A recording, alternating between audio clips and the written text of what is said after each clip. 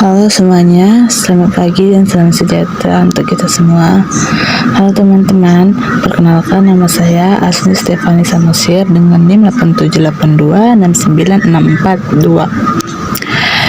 Di sini saya akan mempresentasikan RPP saya atau rencana pelaksanaan pembelajaran yang telah saya buat dengan judul bermain di lingkungan sekolah kelas 2 semester ganjil mata pelajaran bahasa Indonesia dengan alokasi waktu 7 kali 35 menit. A. Kompetensi inti atau KI. Dalam kompetensi inti atau KI ini terdapat 4 komponen, yaitu 1. Menerima dan menjalankan ajaran agama yang dianutnya. 2. Menunjukkan perilaku jujur, disiplin, tanggung jawab, santun, peduli, dan percaya diri dalam berinteraksi dengan keluarga, teman, guru, dan tetangga. 3. Memahami pengetahuan faktual dengan cara mengamati atau mendengar, melihat, baca, dan menanyakan berdasarkan rasa ingin tahu tentang dirinya. Dan 4. Menyajikan pengetahuan faktual dalam bahasa yang jelas, sistematis, dan logis, dalam karya yang estetis, dan dalam gerakan yang mencerminkan anak-anak sehat, dan dalam tindakan yang mencerminkan perilaku anak bermain. B. Ada juga B. Kompetensi dasar atau KD dan indikator pencapaian kompetensi atau IPK.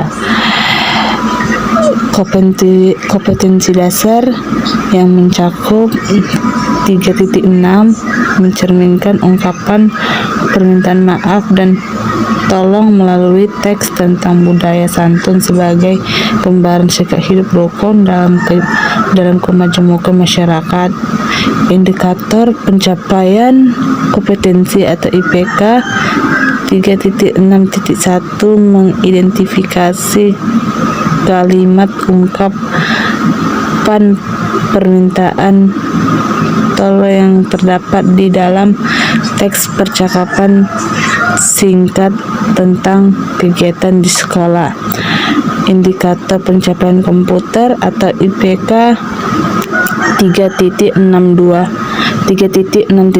menjelaskan fungsi penggunaan ungkapan kata tolong dan minta maaf dalam menjaga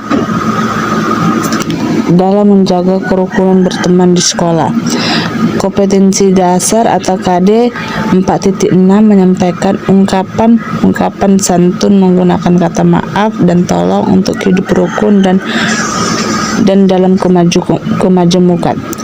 Indikator pencapaian kompetensi atau IPK 4.6.1 mempraktikkan ungkapan permintaan tolong secara lisan dengan intonasi dan pilihan kata yang santun bersama teman. 4.6.2 menuliskan kembali teks ungkapan permintaan maaf menggunakan huruf kapital dan tanda baca yang tepat sesuai ejaan buku. Ada juga C. Tujuan pembelajaran yang mencakup 5 tujuan, yaitu 1. Melalui kegiatan membaca teks percakapan antara Udin dan Edo, siswa kelas 2 mampu mengidentifikasi ungkapan permintaan tolong dengan tepat dan teliti. Melalui tanya jawab dan 2. Melalui tanya jawab dan penjelasan guru, siswa mampu menjelaskan kapan waktu yang tepat untuk mengucapkan atau mengungkapkan kata tolong dan maaf dengan bahasa yang santun. 3. Melalui penugasan diskusi kelompok kecil, siswa mampu menyusun kalimat acak menjadi sebuah ungkapan permintaan tolong tertulis yang padu secara runtun. Yang keempat, melalui kegiatan bermain peran di kelas di depan kelas. Siswa mampu mempraktikkan dialog, permintaan maaf lisan menggunakan intonasi yang jelas dan sikap percaya diri. Dan yang terakhir, yang kelima, melalui latihan menyalin teks cerita, siswa mampu menuliskan kalimat sederhana menggunakan huruf kapital pada awal kalimat dan nama orang secara tepat sesuai aturan ujian bahasa Indonesia. Dan D, materi pembelajaran. Teman-teman sekalian bisa melihat di sini ada materi pembelajaran, itu bermain bersama di lapangan sekolah dengan ringkasan atau teks percakapan kegiatan di sekolah.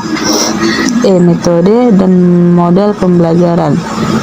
Model pembelajaran yaitu problem based learning atau PBL, kombinasi bermain peran. Pendekatan saintifik terpadu atau mengamati, menanya, mencoba, menatar, dan mengomunikasikan. Yang terakhir, metode yaitu demonstrasi model dialog, kerja kelompok, simulasi peragaan, dan penguasaan tertulis. D, langkah-langkah kegiatan pembelajaran. Di sini kita bisa melihat bersama-sama ada langkah-langkah kegiatan pembelajaran dalam membuat RPP. Langkah kerja atau fase yaitu orientasi kelas, aktivitas pembelajaran atau guru dan siswa. 1.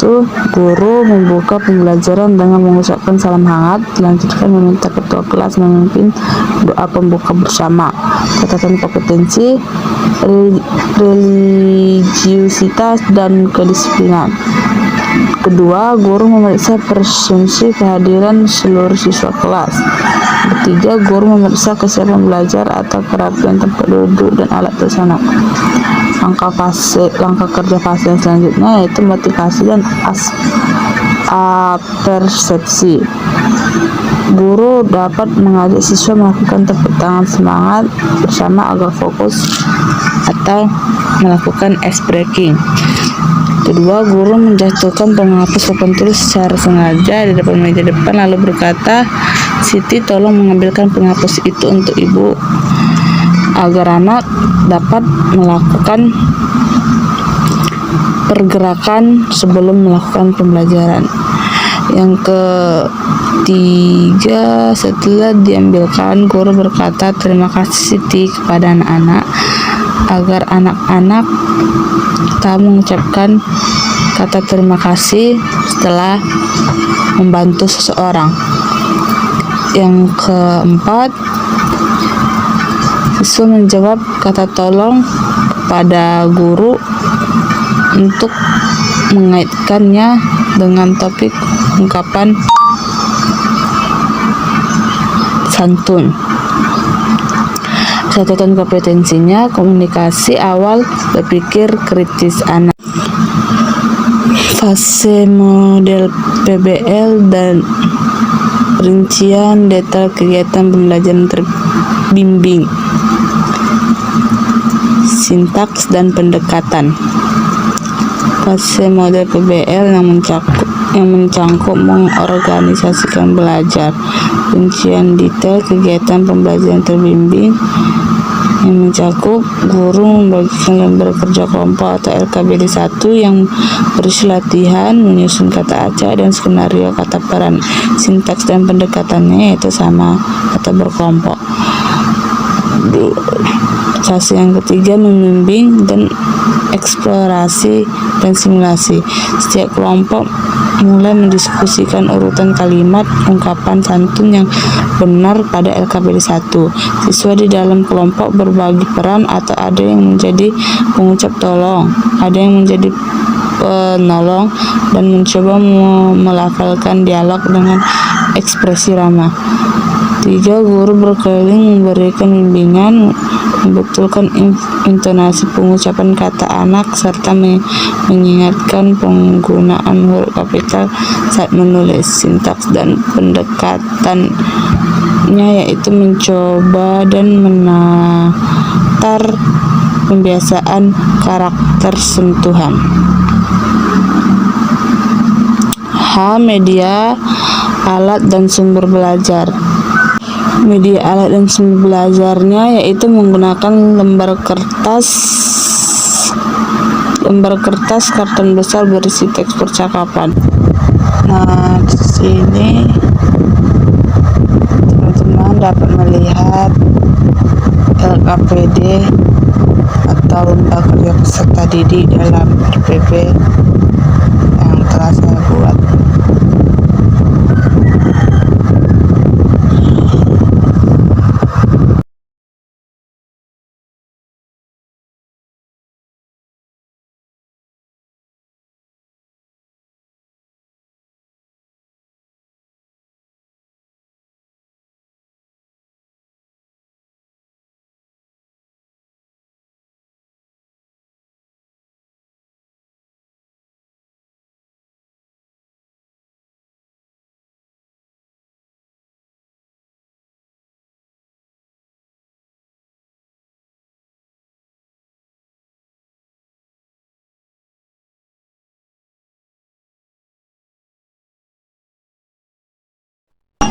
Demikian hasil presentasi RPP saya. Saya ucapkan terima kasih.